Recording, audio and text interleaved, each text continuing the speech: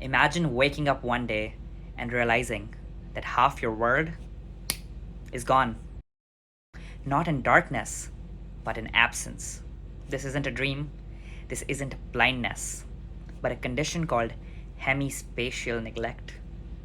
Through this poem, we enter the fragmented reality of people who live through it, unaware of everything that they have left behind.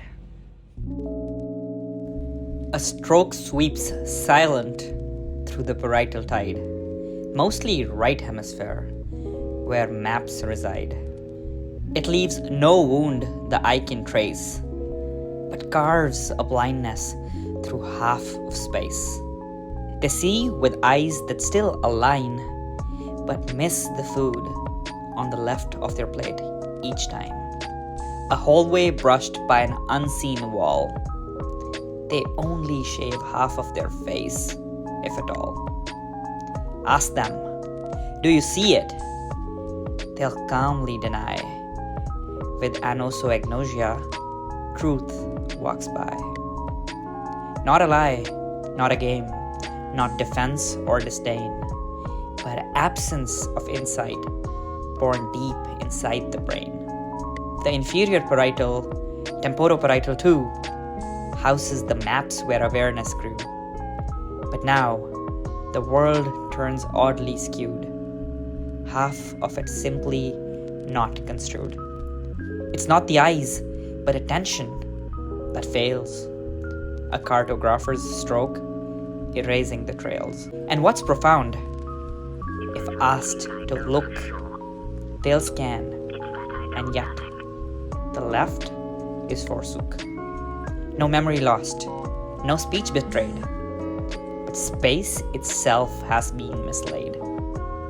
In drawings, clocks miss half the hour, a rightward drift, a subtle power. Recovery's a journey, long and tight. Sometimes the dark regains its light, but neglect reminds us, stark and strange, how fragile is the world we range.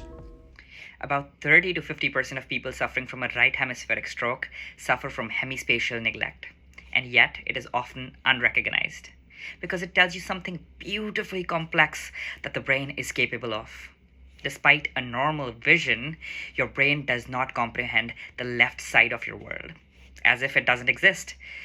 You cannot have food from the left side of your plate. You cannot understand the clock and the times because the left side of the clock does not exist for you anymore. But it is important to understand it as a symptom of stroke, because that means you can do something about it. That means if you recognize it in time, you can potentially go inside the vessel and retrieve the clot. Regardless, rehabilitation focuses on training brain through visual cues by scanning therapy, prism adaptation, and sensory cueing, like placing visual anchors or auditory prompts on the neglected side.